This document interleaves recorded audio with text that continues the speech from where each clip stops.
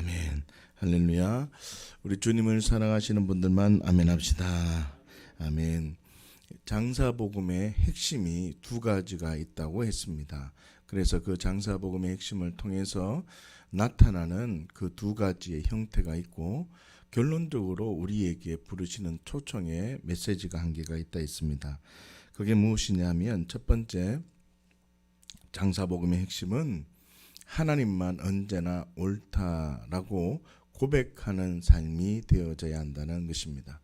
장사복음의 핵심은 이제 내가 나의 옳음과 나의 계획과 나의 어떤 판단이 옳은 것이 아니라 하나님만 순전하시고 하나님만 뜻만 온전하다는 이 고백이 우리에게 있어져야 한다는 것이죠.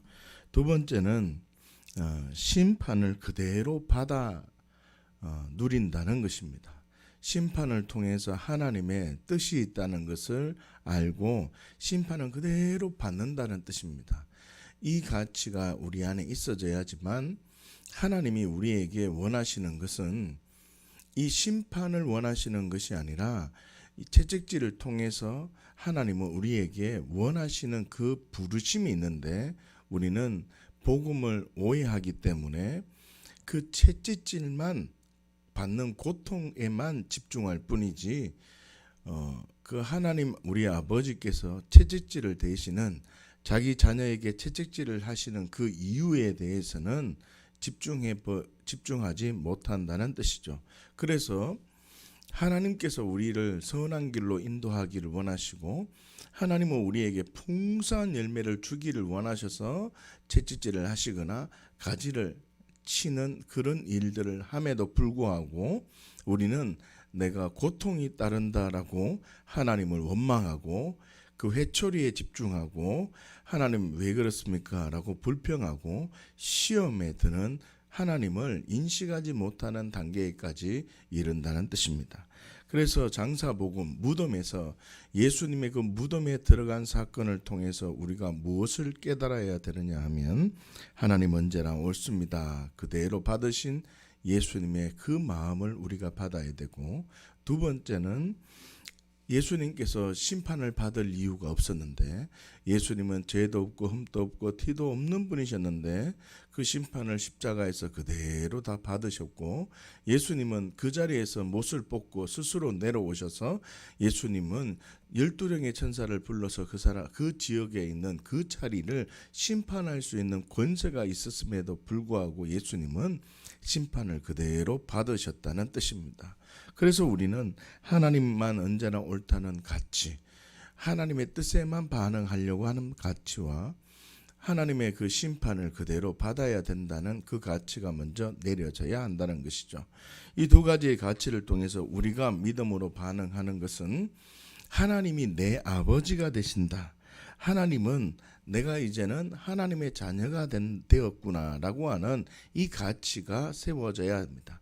나는 하나님의 자녀가 되었고 내 아버지는 마귀가 아니라 하나님이 되신다라는 이 진리가 세워져야 합니다. 그래서 하나님이 내 아버지가 되면 하나님은 내게 있어야 될 걸 아시는 분이시구나, 그렇구나, 이 가치가 세워지는 것이고, 또 하나님이 내 아버지가 되면 하나님은 나를 언제나 선한 길로 인도해 주시는 분이시다라는 이 가치가 세워지게 됩니다.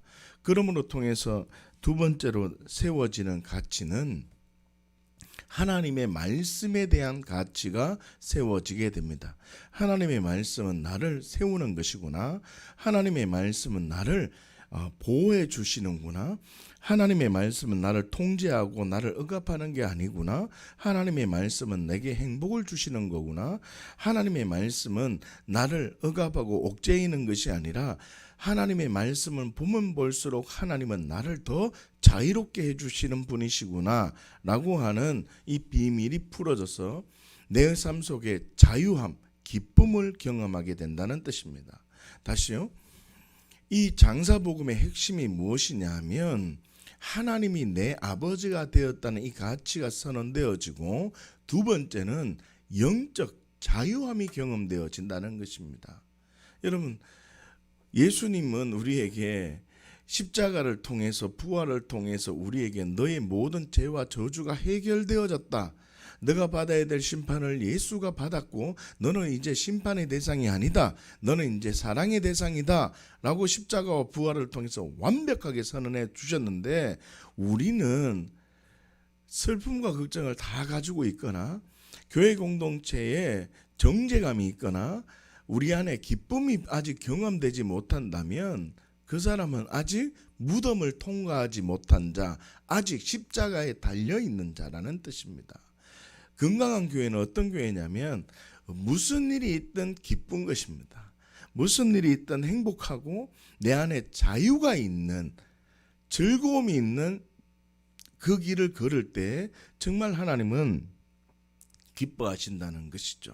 그래서 마지막으로 장사복음이 이끌어가는 그 목적지가 어디냐면 예배자로 부르신다는 뜻입니다.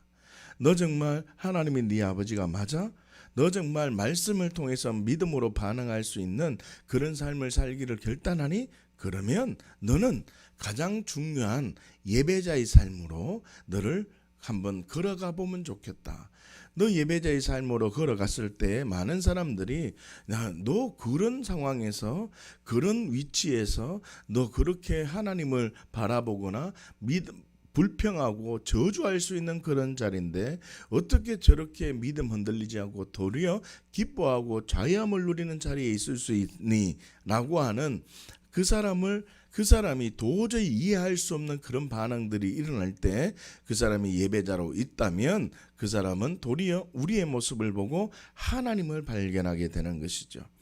다시 말하면 하나님은 우리에게 복음의 빚진 자의 삶을 살기를 원하는데 이 복음의 빚을 지고 있는 자는 정말 하나님이 내 아버지라는 이 가치가 분명한 자만 복음의 빚진 자임을 아는 자이고 복음의 빚진 자로 삶을 살아가는 자는 내가 정말 빚진 자의 모습이기 때문에 하나님의 말씀을 너무나 귀하게 여기고 말씀에 충실하고 말씀의 오름 앞에 있는 자가 될 뿐 아니라 빚진 자의 모습은 내가 어떤 상황이든지 예배자의 모습으로 삶을 살아가서 나의 모습을 통해서 또 다른 빚진 자가 세워지고 나의 모습을 통해서 또 다른 사람이 하나님의 나라가 확장되기를 원하고 또 다른 사람이 하늘의 뜻이 땅에서도 이루어지기를 원하는 그 마음이 있기 때문에 이 사람은 빚진 자, 다시 말하면 예배자의 삶으로 정말 그리스도인의 삶으로 다른 사람이 우리를 보고 그리스도인이다라고 불려졌던 것처럼 그런 삶을 살아가게 되는 것입니다. 그러니 이 사람은 나의 나됨을 외적인 것으로 증명하는 삶이 안 되는 거죠. 나의 나됨을 오직 예수로 증명하게 되고 이 사람은 다른 사람이 나를 보면서 하나님을 발견해야 되기 때문에 이 사람은 하루가 지나고 이틀이 지나고 3일이 지나고 계속 날짜가 지나갈수록 두렵고 떨리는 마음으로 나의 삶이 변화되기를 기도하고 어떻게 해서든지 이 사람에게 하나님이 전해지기를 원하는 마음으로 살아가기 때문에 이 사람은 계속 성화되어지는 내 삶에 예수 그리스도의 온전한 모습이 나타나기 위해서 계속 변화되는 성장하는 그런 삶이 되어지는, 다시요, 믿는 것과 안 하는 것이 하나가 되어지는 그런 삶을 살게 되고 언제나 성령 안에서 성령과 동행하는 삶을 살게 되고 언제나 나의 삶에 얽매이는 삶이 아니라 그리스도의 군대와처럼 믿음으로 반응하는 자, 다시 말하면 진정한 빚진 자의 모습으로 살게 되어지는 것입니다. 그런데 많은 사람들은 그게 어렵다라고 말을 하는데 그 이유가 무엇 때문이냐면 이 장사복음의 그 놀라운 진리를 믿음으로 반응하지 못했기 때문입니다. 다시 설명하면 장사복음은 큰 두 가지 흐름이 있다 했습니다. 첫 번째 뭐라고요? 하나님의 말씀은 언제나 옳습니다. 하나님만 언제나 옳습니다라는 큰 주제가 있고, 두 번째는 심판을 어떻게 그대로 받습니다 라는 그 가치가 있어지면 나는 어떤 가치관이 형성된다고요? 하나님은 내 아버지가 되십니다. 하나님은 내게 있어야 할 것을 다 아시는 분이시고, 하나님은 나의 목자가 되시고 나의 인도자가 되어 주십니다. 언제나 푸른 풀과 맑은 물가로 인도해 주시는 분이십니다 라는 믿음의 가치가 세워지고, 그 다음에는 하나님의 말씀에 대한 믿음의 반응이 있어지는 거죠.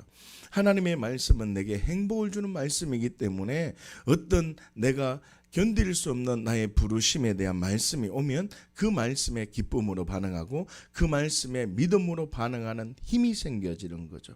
그렇게 반응되어졌을 때 나는 예배자의 삶으로, 빚진 자의 모습으로, 하나님의 은혜를 받은 자의 모습으로, 다른 사람이 나를 모습을 통해서 하나님을 발견할 수 있는 자, 진정한 예배자의 삶으로 살아가기를 결단한다는 것입니다. 이 놀라운 비밀이 우리 안에 풀어지고, 이것들이 하나 경험하고 하나 경험되어져서 우리 삶 가운데 하나님의 놀라운 일들을 경험하고 하나님의 사랑을 경험하고 하나님의 사랑을 증거하는 그 하나님의 일들로 풀어지기를 예수님의 이름으로 축복합니다. 오늘 말씀에 의하면 사무엘하 7장 14절 말씀을 보았는데, 우리가 다시 한번 14절과 15절 말씀을 다시 한번 보십시다. 사무엘하 7장 14절 15절 말씀입니다. 시작. 나는 그에게 아버지가 되고 그는 내게 아들이 되리니, 그가 만일 죄를 범하면 내가 사람의 매와 인생의 채찍으로 징계하려니와, 내가 네 앞에서 물러나게 한 사울에게서 내 은총을 빼앗은 것처럼 그에게서 빼앗지는 아니하리라. 아멘. 자, 이 말씀은 다윗에게 굉장히 쇼킹한 사건입니다. 이게 무슨 뜻이냐 하면, 다윗이 바세바를 간음을 하고 그 다음에 우리아를 죽게 되고 다윗과 바세바 사이에 아이가 한 명 태어났음을 우리가 알 수 있습니다. 사무엘서를 보게 되면 이 말이 무슨 말이냐면, 다윗이 보기에는 1년 동안 아이가 이제 바세바를 간음을 하고 우리아를 전쟁터에 가서 암몬 전쟁터로 보내서, 그 전쟁터에 제가 이제 한 수년 전에 이스라엘 성지에 갔을 때 그 전쟁터를 제가 가봤는데, 그 전쟁터는 가면은 무조건 죽을 수밖에 없는 전쟁터입니다. 왜 그러냐면 암만성이 높은 위치에 자리 잡고 있는데, 암만성을 들어가려면 길이 하나밖에 없습니다. 그 길, 오르막길 그 하나밖에 없는데, 그 길을, 암만을 정복하기 위해서는 그 오르막길 그 하나를 통과해야 되거든요. 그런데 이 다윗이 그것을 알고 우리아를 보냈다는 말은 우리아를 아예 죽이려고 작정을 했다는 뜻입니다. 자, 그러면요, 우리아를 범하고 우리아의 아내를 범하고 우리아를 보냈습니다. 그리고 아이가 태어났어요. 그리고 아이가 태어나서 성장했습니다. 그러면 그 사이에 지금 나단 선지자가 지금 와서 다윗을 책망했다는 겁니다. 자, 그럼 생각해 보십시오. 여기서부터 바세바를 간음을 하고 나단 선지자가 온 사건 기간을 보면 적어도 1년은 지났다는 뜻입니다. 지금 이해하십니까? 자, 바세바를 간음을 하고 우리아를 보내서 죽이게 하고, 그 다음에 성경에 보면 그로 통해서 아이가 태어났거든요. 아이가 태어났다는 말은 아이가 보통 한 10달, 8달에서 10달 사이에 태어나니까 1년쯤 지났다는 뜻입니다. 적어도 추측을 해보면, 다시 말하면 다윗은요, 죄를 범하고 아무도 몰랐고 그 누구도 몰랐었기 때문에 완전 문제다. 다시요. 하나님도 이걸 눈 감아 주는구나. 지금 이해를 하시는가요? 뭐 내가 이때까지 계속 내가 하나님과 동행했기 때문에 이런 과정을 아무런 하나님의 말씀 없이 그냥 진노 없이 심판 없이 그냥 지내고 왔었기 때문에 다윗 스스로는 하나님은 그래 맞아 내 편이구나. 다시요. 하나님은 지금 나에게 아무런 말씀을 하지 않는구나 라고 하는 이상한 진리체계가 세워진 상태입니다.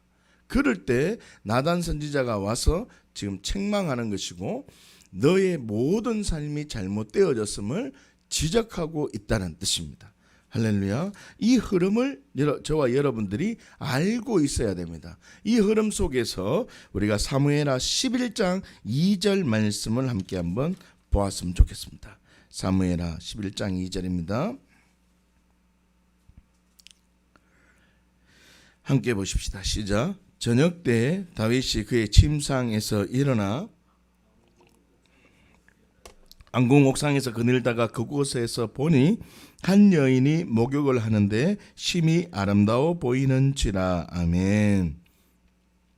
자 보세요. 지금 사무엘하 11장은 지금 제가 금방 얘기했던 우리아의 아내 바세바를 간음하는 장면이고 그 다음에 나단 선지자가 책망하는 장면이 있다 그랬습니다.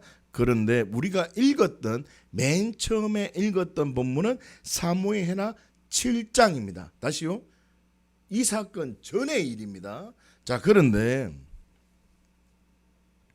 이 사무엘하 11장 2절 말씀에 보면 저녁 때가 되었을 때 다윗이 침상에 무슨 일인지 모르지만 침상에서 일찍 일어나게 되었습니다. 일찍 일어나서 왕궁 옥상에 이래 거닐다가 잠이 안 왔겠죠. 거닐다가 한 여인이 목욕하는 모습을 보고 마음이 움직였습니다. 자 어떤 사건이 등장하면 다시요. 어떤 하나님의 말씀이 내게 전해지면 다시요. 어떤 상황이 내 안에 연출되어지면 그 일은 하나님 오름 앞에 있기를 결단 부르심이라는 겁니다. 다시요. 자, 이 말이 여러분들이 이해를 하셔야 되는데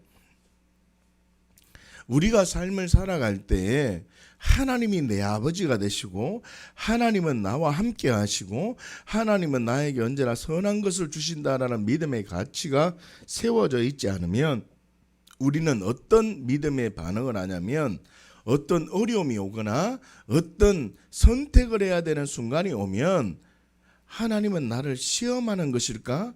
하나님이 나를 지금 다시요? 하나님이 나를 시험하는 것일까? 지금 악한 영이 나의 공격을 하는 것일까?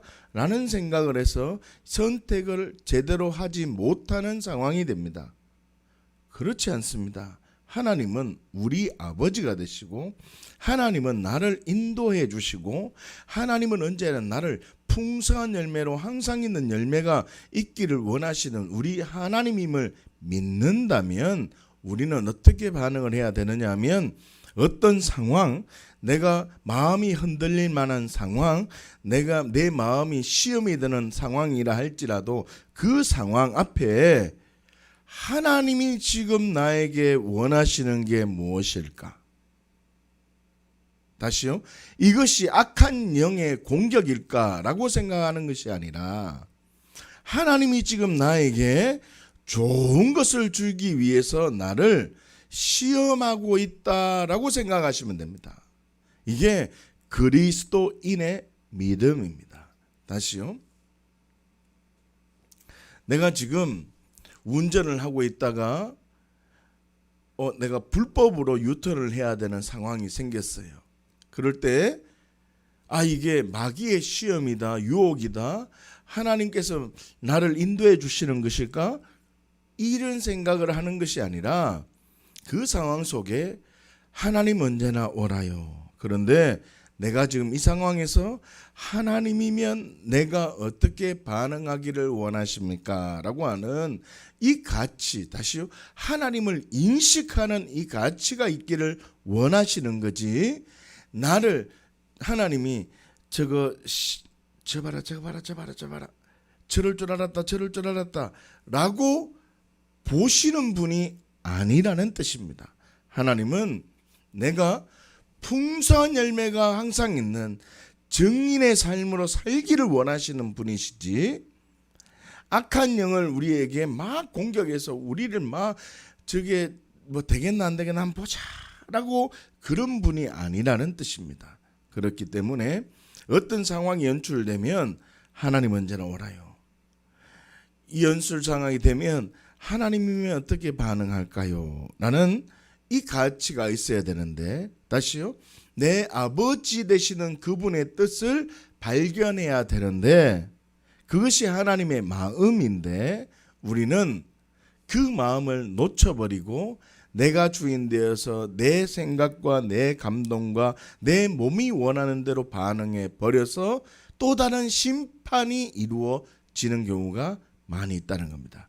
다시 한번 사무엘하 11장 2절 말씀을 보시면 저녁 때 한 여인이 목욕하는 장면이 등장합니다.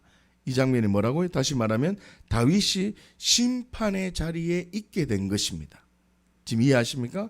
지금은 하나님이 다윗을 막 유혹하는 장면도 아니요, 악한 영이 유혹하는 장면도 아니라 하나님이 다윗의 무게가 어떤지, 하나님이 다윗이 얼마나 하나님의 사람이 맞는지 지금까지, 다시요, 다윗이 8장에 보면 어디를 가든지 다윗이 승리했고 9장에 보면 다윗이 요나단의 아들 무비보셋을 환대하는 장면이 등장하고 사무엘하 10장에 보면 암몬과 싸워서 승리하는 대성을 하게 되는 그런 놀라운 일을 경험하게 되고, 그리고 11장에서 하나님이 너 정말 하나님의 사람 맞아?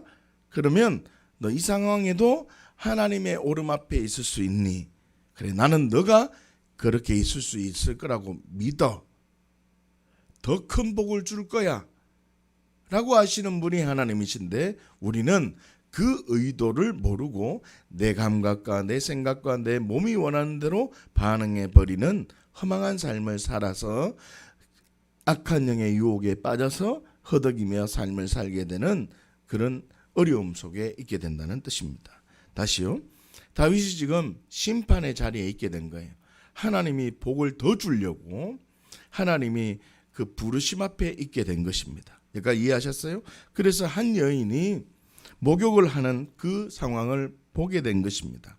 자, 그렇다면 사무엘하 7장부터 10장까지 하나님이 인도해 주셨고 하나님이 역사해 주셨고 하나님의 하나님 되심을 경험했던 이 다윗이라면 그 11장에서 다윗이 그 여인이 목욕하는 그 장면을 보는 그 장에서 하나님의 사람이라면 어떤 가치를 내려야 되냐면 이렇게 해야 됩니다. 다른 사람도 내 마음이 흔들릴 수 있었던 것처럼 다른 사람도 유혹이 될 수 있으니,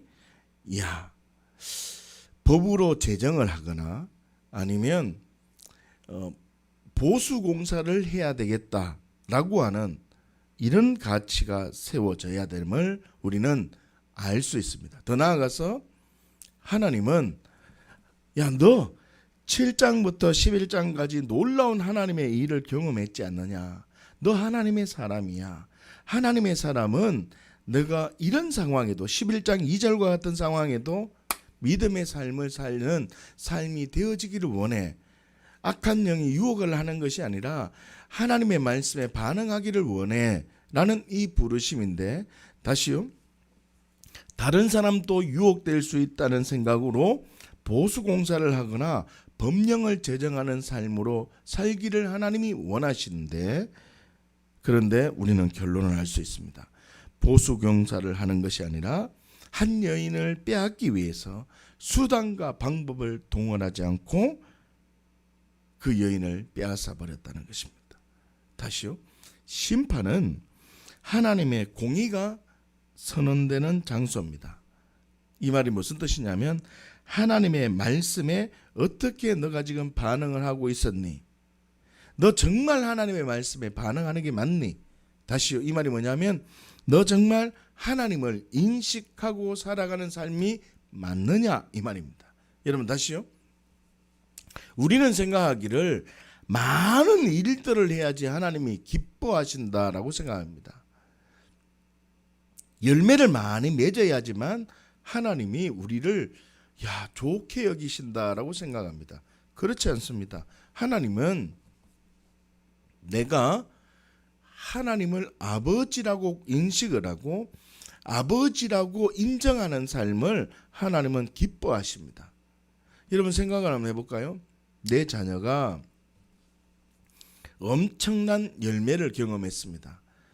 지위가 높은 자리에 오르게 되었습니다. 그런데 자신의 육신의 부모에게 나는 자녀가 되지 않을 겁니다 라고 자기가 스스로 선을 꺼버리고 다른 데에 가버린다면 그 부모의 마음이 어떠하겠습니까?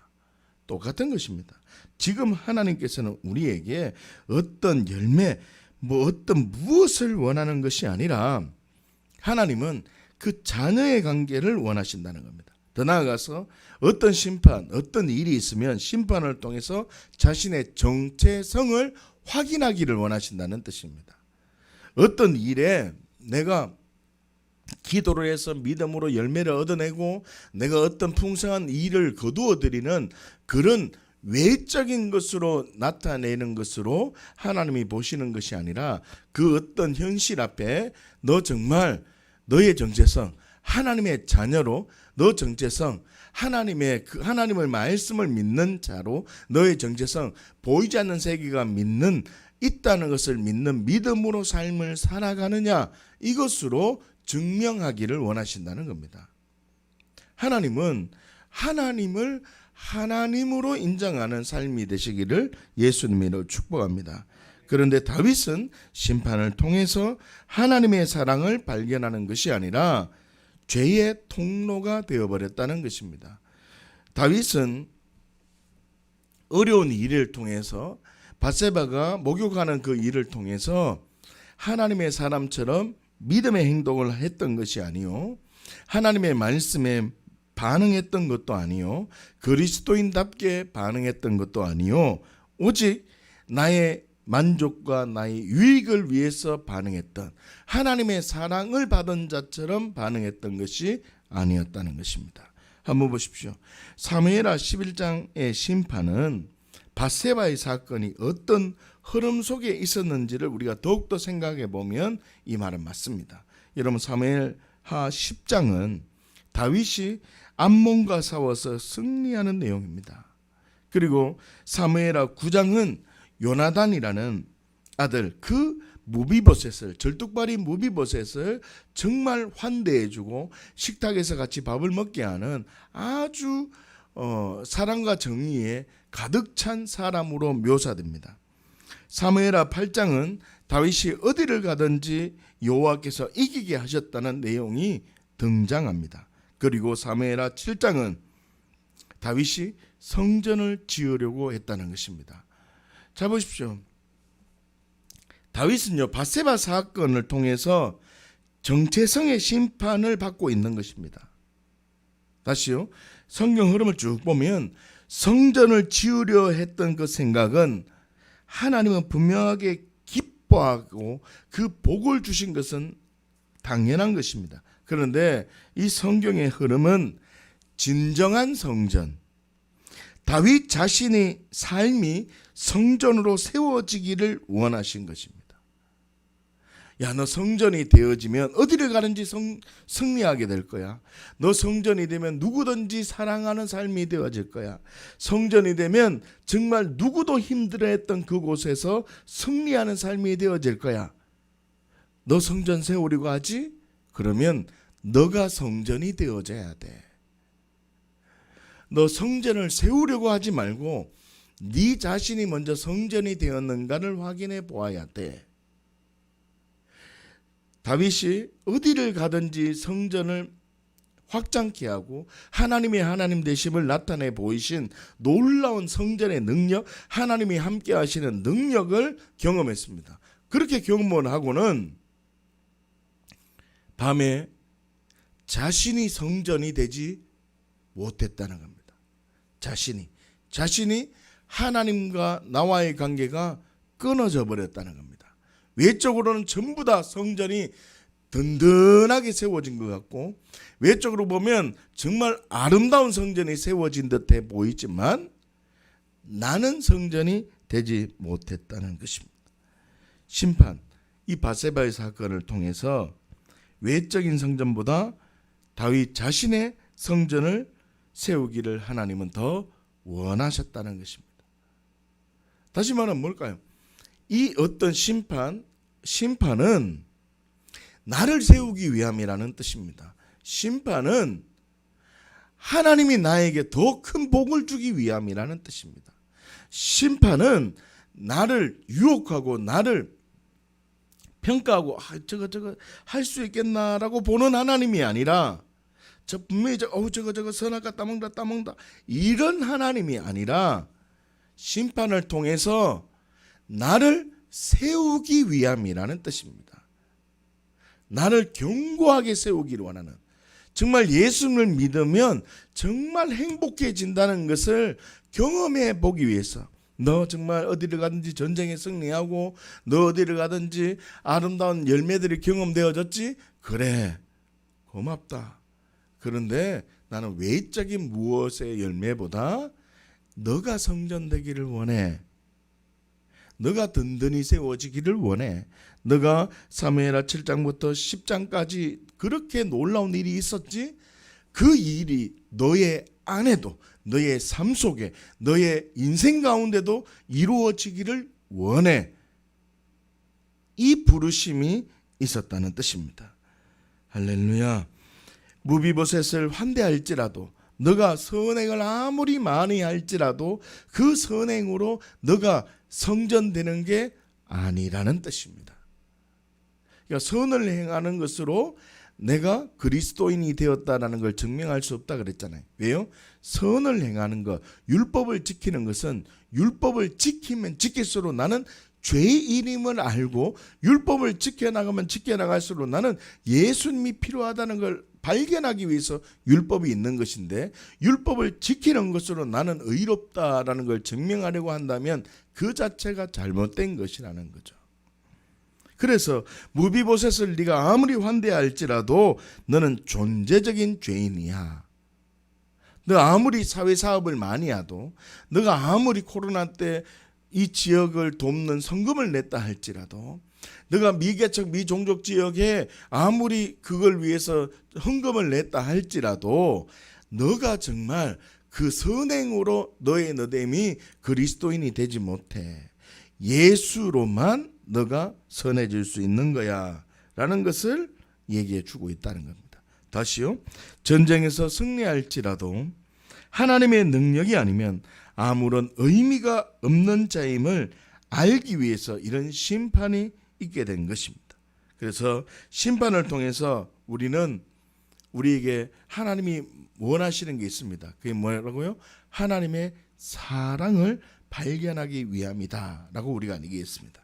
자, 12페이지 보시면 그 하나님의 사랑이 이제 시작되어집니다. 사무엘하 7장 14절에서 15절 말씀입니다. 다시 한번 볼까요? 시작. 나는 그에게 아버지가 되고 그는 내게 아들이 되리니 그가 만일 죄를 범하면 내가 사람의 매와 인생의 채찍으로 징계하려니와 내가 네 앞에서 물러나게 한 사울에게서 내 은총을 빼앗은 것처럼 그에게서 빼앗지는 아니하리라. 아멘. 사무엘하 7장은 다윗이 하나님을 위해서 성전을 짓겠다는 고백을 할 때 선언된 장면이 오늘 내용입니다. 성전을 짓겠다고 할 때 하나님은 다윗에게 놀라운 선언을 하고 있습니다. 다윗과 하나님의 관계를 어느 신적 관계가 아니라, 다윗과 하나님의 관계를 신적 관계로 보는 것이 아니라 하나님의 자리와 다윗의 자리를 아버지와 아들의 관계로 설명하고 있다는 겁니다. 이게 장사복음의 핵심입니다. 다시요.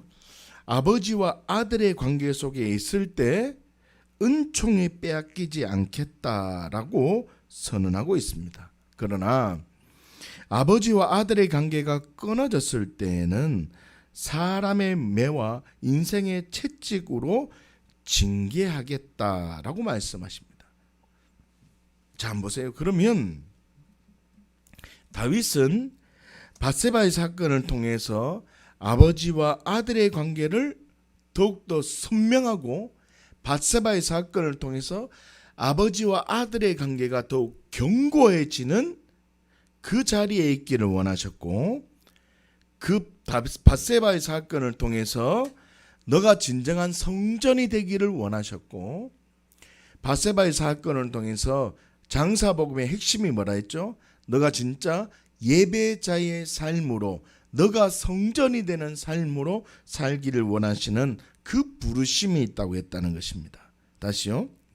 무덤 속에 있을 때에, 어려움 속에 있을 때에 내가 하나님이 내 아버지가 되신다는 진리. 다시요.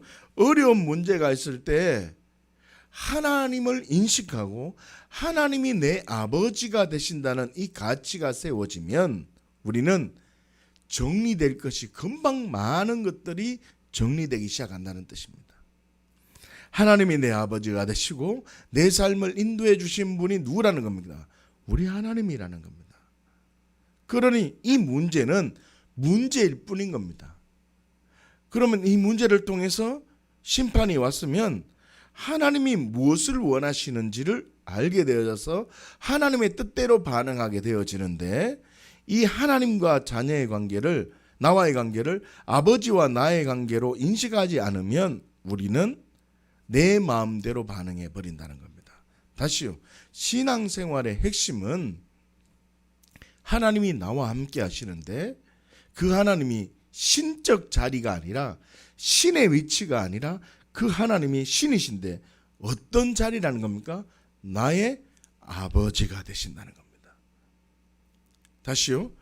내가 아버지에게, 육신의 아버지에게 얘기하면 그 아버지가 내 이야기를 듣고 그 육신의 아버지가 할 수 있는 대로 그 이야기를 들어줍니다. 이해하십니까? 나는 이야기를 하지 않아도 그 부모가 내가 있어야 할 것을 알고 채워줍니다. 그 채워줌은 그 아버지의 역량에 따라서 채워줌이 결정되어집니다. 그 아버지의, 육신의 아버지의 그 보살핌을 통해서 내가 아버지가 어떤 분이라는 가치가 세워집니다. 부정적 가치가 세워진 자도 있고 긍정적 가치가 세워진 자도 있습니다.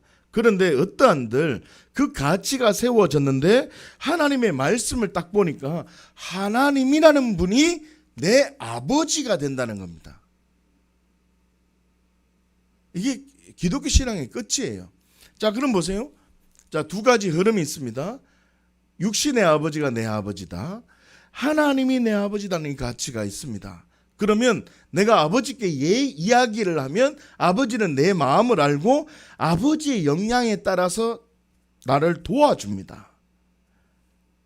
그리고 그 아버지에게 나는 간혹가다가 이야기하는 것이 아니라 늘 이야기하고 있으면 관계가 어떻게 될까요? 좋은 관계가 되어집니다. 자, 마찬가지입니다.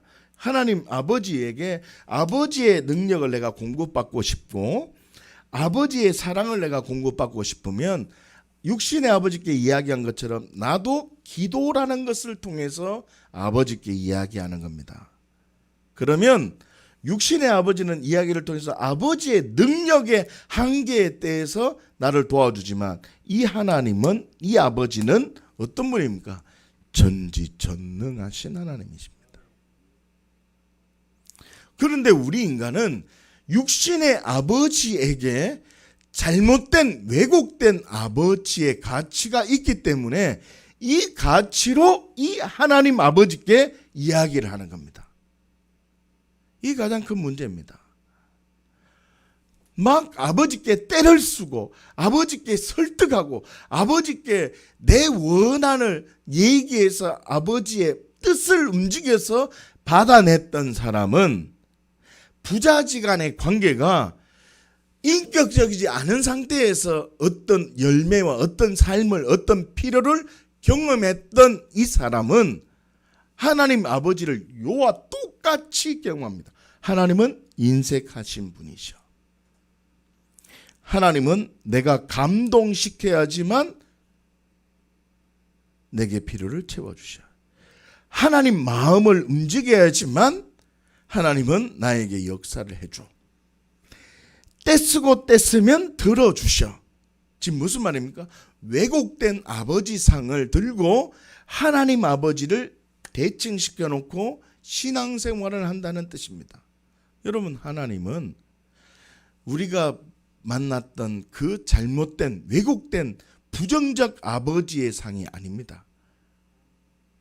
내 아버지 하나님은 내게 있어야 할 걸 주시는 분이시고 내 모든 필요를 채우시는 분이시고 어떤 어려운 상황, 선택적 상황은 나를 좀 쉽게 제가 하는가 보자 그런 분이 아니라 이 일을 통해서 야, 너 힘내라.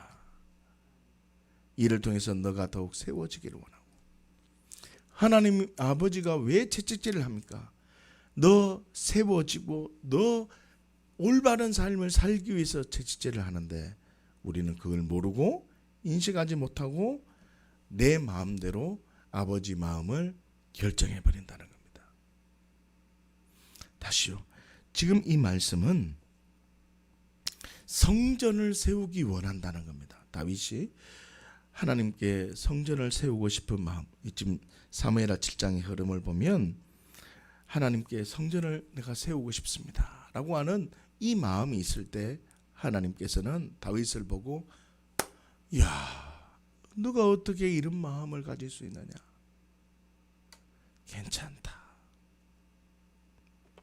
네 마음이 이제 알겠다.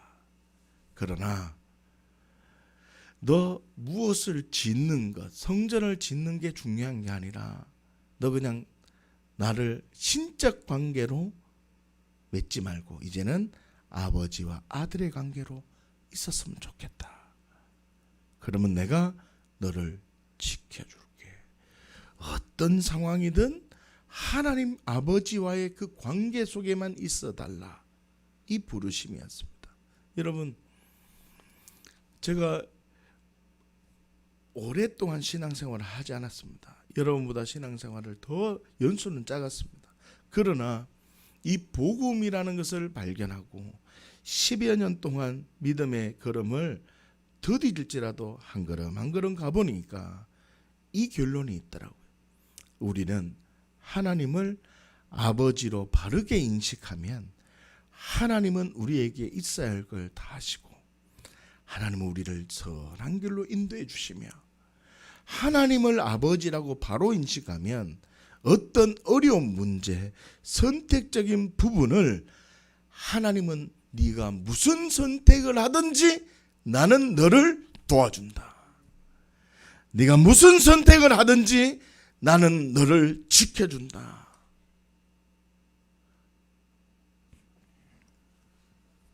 이 비밀을 여러분들이 경험하고 하나님의 풍성한 은혜를 경험하시기를 예수님으로 축복합니다. 자, 이 비밀을 경험하고 다윗이 이제 밧세바를 간음을 하고 난 다음에 1년여 지가 내가 보니까 한 1년은 넘게 지난 것 같아요. 왜냐하면 밧세바를 간음하고 애가 있었기 때문에 사무엘상 말씀에 보면 애를 이제 죽이겠다, 병들게 하겠다는 말씀이 있고 다윗이 막 기도하면서 애가 살려주세요 뭐 이렇게 기도할 수도 있는데 본질은 우리가 지난주에 봤듯이 애 살려달라고 기도한 게 아니라 하나님 오름 앞에 있었다라는 것을 우리가 하나님 자카 하나님만 옳습니다라는 진리 앞에 있었다라고 우리가 얘기했습니다. 다시 말하면 아이가 있었다는 것이기 때문에 적어도 1년여 시간이 지났습니다. 그래서 나단 선지자가 와서 너 잘못되었어. 이 말이 뭘까요? 너 하나님의 관계를 아버지와 아들의 관계로 있어야 되는데 하나님을 이방인과 같이 신적 자리에 놓았다는 뜻입니다. 지금 제 말 이해하시는가요? 여러분, 이방인들의 신앙은 내가 신의 자리로 가야 됩니다. 신을 감동시켜야지만 됩니다. 이방인은. 그러나 하나님이 우리 아버지가 되신 그 하나님은 아버지가 날 보기만 해도 감동하는 분이 하나님이십니다. 여러분 잘 한번 보세요. 여기 계신 분들은 부모님이 계신 분도 있고 안 계신 분도 있어요. 그러나 나이가 아무리 많아도 자기 부모님이 100세가 됐어요. 그래도 100세 된 부모가 80된 애를 보면 뭐라 그러냐면 아이고 애 아야 왔나 그래요. 니 왔나 그래요. 애 보듯이 본단 말이죠. 이해하시는가요? 뭔 말이냐면 내한테 뭘 잘해야 되는 게 아니라 그냥 애기 때문에 내 새끼이기 때문에 그냥 좋은 거예요. 왔나 이거예요. 왔나. 다시요. 이 가치가 하나님의 나라의 가치가 세워지자 이 다윗이 이제 시편 51편의 말씀처럼 기도하기 시작합니다. 하나님 나에게 성령을 거두지 말아주시고 하나님 나를 정직한 영을 부어주셔서 진정 하나님이 원하는 자녀의 관계가 회복되어지기를 원합니다 라고 이제 기도하기 시작합니다. 시편 51편 8절 말씀을 함께 한번 보십시다.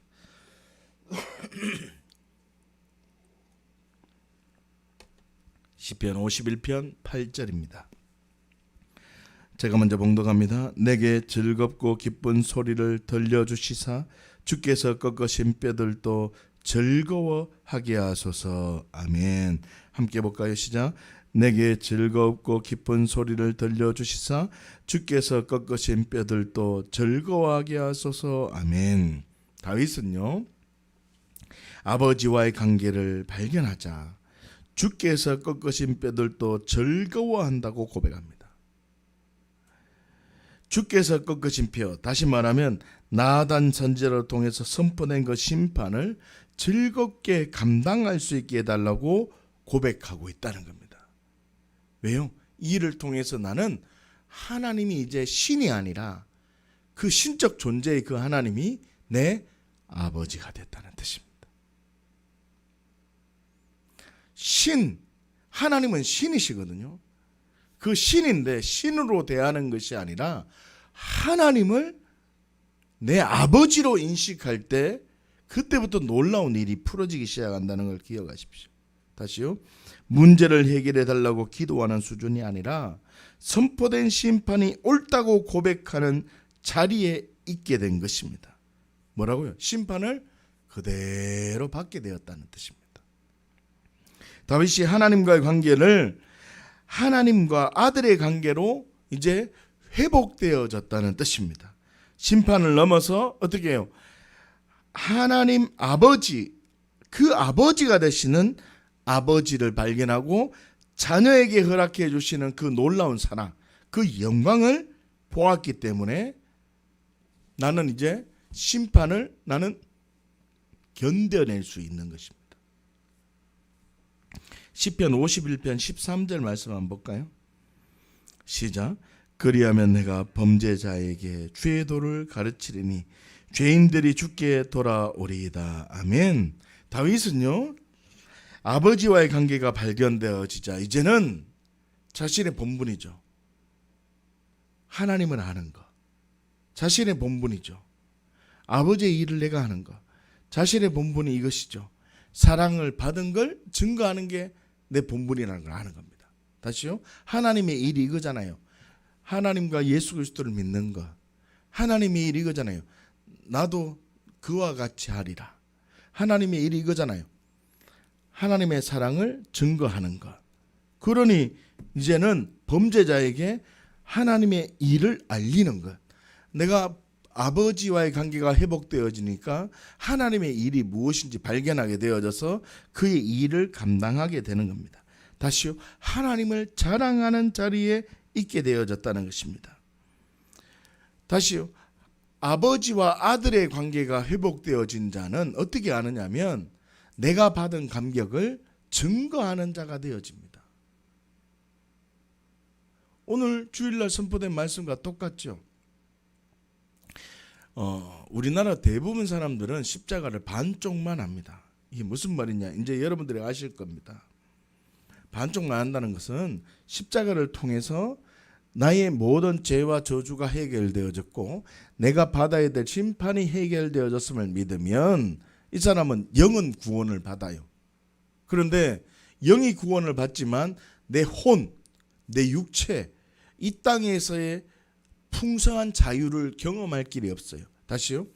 내가 십자가를 통해서 내가 주인된 죄 때문에 예수님께서 내가 되어 십자가에 죽었음을 믿고 내가 십자가를 통해서 나는 나의 모든 죄와 저주가 끊어졌으며 십자가를 통해서 내가 받아야 될 심판이 해결되어졌음을 믿으면 내 영이 자유함을 얻습니다. 그러나 혼의 영역과 육체의 영역에는 그렇게 많은 영향이 오지 않습니다. 그러나 십자가는 또 다른 십자가의 비밀인데 그게 뭐냐면 용서라는 겁니다. 예수님께서는 하나님께서 예수를 통해서 날 용서해 준 겁니다. 그래서 예수님이 한 것처럼 내가 그 일에 들어가야 된다는 겁니다. 예수님이 한 행동으로 내가 들어가면 나는 죄와 저주와 심판이 해결될 뿐더러 예수님이 한 것처럼 나도 해야 돼요. 어떻게 해요? 하나님이 내 죄 위해서 예수님이 죽은 것처럼 하나님은 나에게 안갚음을 한 나와 관계가 이상한 자들을 위해서 네가 도리어 죽고 그를 안을 수 있는, 하나님이 날 아는 것처럼 내가 다른 사람을 안는 그 자리에 있기를 원하는 게 십자가라는 거예요. 십자가는 두 가지의 가치가 있다고요. 그래서 부활도 마찬가지죠. 부활도 예수님의 부활, 내 부활, 예수님의 능력, 내 능력이 되어서 나는 완전한 예수가 추가됩니다 라고 믿는 것도 부활의 능력이요. 다른 부활의 능력은 그 부활이 되어졌으면 너도 예수님처럼 살라는 겁니다. 예수가 네 사건이 되었어? 예수님처럼 해야 돼. 예수님처럼 너의 죄가 모든 죄가 해결되어졌어? 예수님처럼 너도 다른 사람을 위해서 죽어야 돼. 탕감해 줘야 돼. 예수님처럼 살아야 돼. 이 부르심이 있다는 거죠. 다시요. 이 심판을 받게 되면 하나님과 나와의 관계가, 자녀의 관계가 회복되어지면 나는 이 십자가의 능력이 내게 임하였다면 나는 어떻게 된다고요? 가르치는 자가 됩니다. 말씀을 가르치고 복음을 전하는 자가 되어진다는 겁니다. 51편 13절 말씀에 내가 범죄자에게 주의 도를 가르친다. 나는 하나님의 사랑을 증거한다. 이 말입니다. 17절 말씀을 볼까요? 51편 17절입니다. 시작. 하나님께서 구하시는 제사는 상한 심령이라. 하나님이여 상하고 통회하는 마음을 주께서 멸시하지 아니하시리이다. 아멘. 다윗은요, 아버지와의 관계를 발견하자 하나님께서 구하시는 제사가 있다는 것을 다윗이 발견하게 되었다는 뜻입니다. 사람이 생각하는 수준의 제사가 아니라 하나님이 원하시는 그 제사가 있다는 걸 생각하는 것입니다. 하나님이 생각하는 예배의 감동과 감격이 아니라, 사람이 생각하는 예배의 감동, 감격, 그 기쁨이 아니라 하나님이 춤추시게 하는, 하나님이 기뻐하시는 그 예배가 있다는 걸 기억하는 겁니다. 하나님 아버지와의 관계 속에서 이제 진정한 자유를 누리게 되는 것입니다. 나단 선지자를 통해서 저주를 듣게 된 다윗이 이제는 하나님이 내 아버지가 되신다. 그래, 나 모든 걸 다 빼앗겨도 나는 하나님이 내 아버지가 되는, 주의 성령을 내게 거두지 말아주시고 정직한 영을 새로 부어줘서 그 관계가 다시 회복되기를 원하시는 그 진리 앞에 있게 되자 진정한 예배자의 삶으로 살게 됩니다. 그래서요, 사무엘하 6장을 보면 법궤가 다윗성으로 들어올 때 춤을 추며 기뻐했는 것처럼 다윗이요, 예전의 그 삶을 회복하게 됨을 우리가 알 수 있는 겁니다. 다윗은 밧세바를 빼앗은 전제적인 죄인이었지만 무비보셋에게 선행을 나타내는 자였으며, 다윗은요, 성전을 짓기를 원하고 법궤가 오자 기뻐 춤추는 자였지만 밧세바를 빼앗는 존재적인 죄인이었습니다. 그러나 아버지와 아들의 관계가 회복되어지자 무덤 속에서 그 심판을 통해서 아버지와 아들의 관계가 회복되어지자 진정한 예배자의 삶, 진정한 그 사람의 존재가 정말 바뀌어지는 자로 살게 되었다는 뜻입니다. 지금 무슨 말입니까? 무덤, 심판, 다시요, 어떤 일이 나타나면 하나님은 야, 너 이거 어떻게 하나 보자, 이런 분이 아니라 이 일을 통해서 어떻게 해요? 하나님이 내 아버지임을 너가 정말 인식한다면 그 사건은 어떤 선택을 해도 괜찮다는 겁니다. 다시요. 집을 팔거나 집을 사거나 어떤 선택을 하는 그 선택 괜찮아요. 무엇을 하든 괜찮아. 무엇을 하든 괜찮아. 괜찮은데 그 선택을 하나님 아버지 인식하며 그 일에 믿음으로 반응하기 시작한다면 하나님은요 놀랍게 역사해 주신다는 뜻입니다. 시편 51편 18절 말씀을 우리 마저로 함께 한번 보았으면 좋겠습니다. 18절 말씀입니다. 시작. 주의 은택으로 시온의 선을 행하시고 예루살렘 성을 쌓으소서. 아주 중요한 말씀이죠.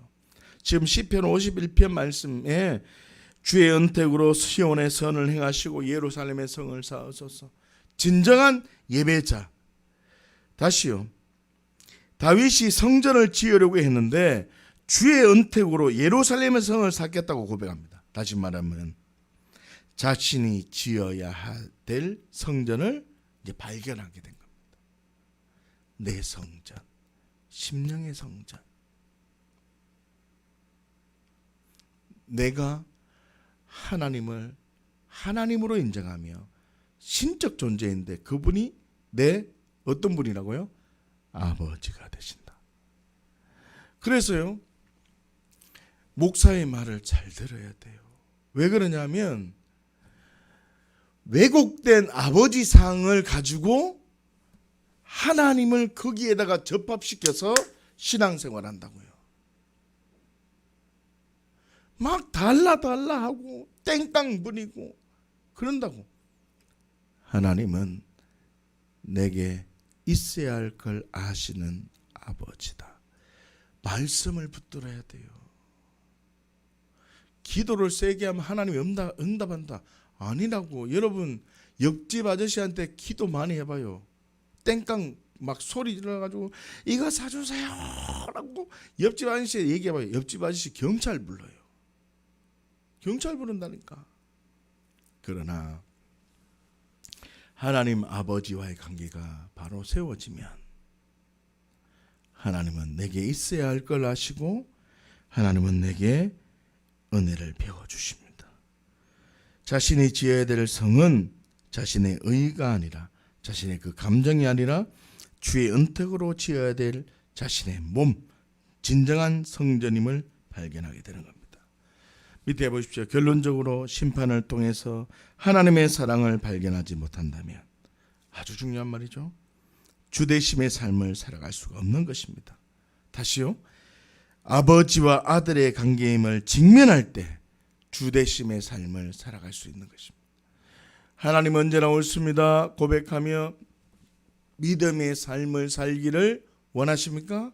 그러면 하나님은 내 아버지가 되신다.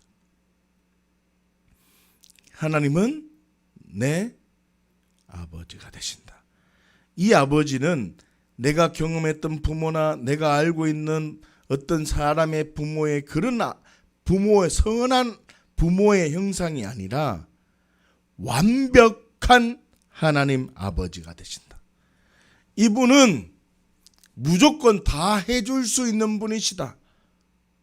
이분은 시공간을 초월해서 나를 도와줄 수 있는 분이시다. 예수님이 부활하셔서 시공간을 초월해서 우리에게 오시고 우리에게 같이 먹거나 같이 먹고 있었으나 갑자기 사라지는 완전한 하나님이시며 완전한 몸이시고 완전한 시공간을 초월하는 그 하나님이 누구라는 거죠? 내 아버지가 되신다. 그러는 이 아버지를 믿고 어떤 심판적 상황에 어떤 어려움의 상황에 그 하나님을 인식하고 그 하나님을 아버지로 믿음으로 고백하면 하나님 언제나 오라요. 예수가 주가 되는 삶을 살아갈 수 있게 되어지고 예수가 주가 되는 삶으로 살게 되면 하나님은 우리에게 은혜를 줄 수밖에 없다는 겁니다. 이 흐름이 있는 겁니다. 다시요. 결론적으로 밑에 한번 보십시오. 결론적으로 심판을 통해서 하나님의 사랑을 발견하지 못한다면 주대심의 삶을 살아갈 수 없는 것입니다. 아버지와 아들의 관계임을 직면할 때 주대심의 삶을 살아가는 것입니다. 하나님 언제나 옳다고 고백하는 삶을 살기를 원하십니까? 그러면 하나님을 아버지라고 인식해야 됩니다. 하나님을 아버지라고 인식하면 여러분들의 삶 속에 예수가 주가 되는 삶을 살아가게 됩니다. 예수가 주가 되는 삶을 살게 되면 여러분들의 삶 속에는 하나님의 사랑이 임할 겁니다. 하나님의 말씀에 복종하는 예수가 주가 되는 삶을 살게 되면 하나님은 우리에게 하나님의 사랑을 부어주실 것입니다.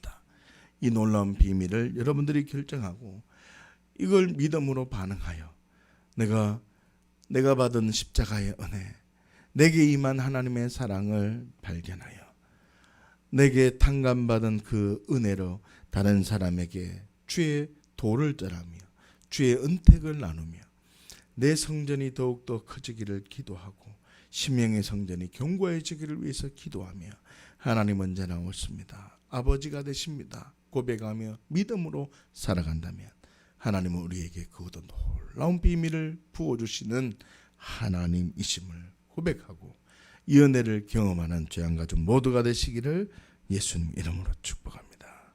기도하겠습니다. 하나님 아버지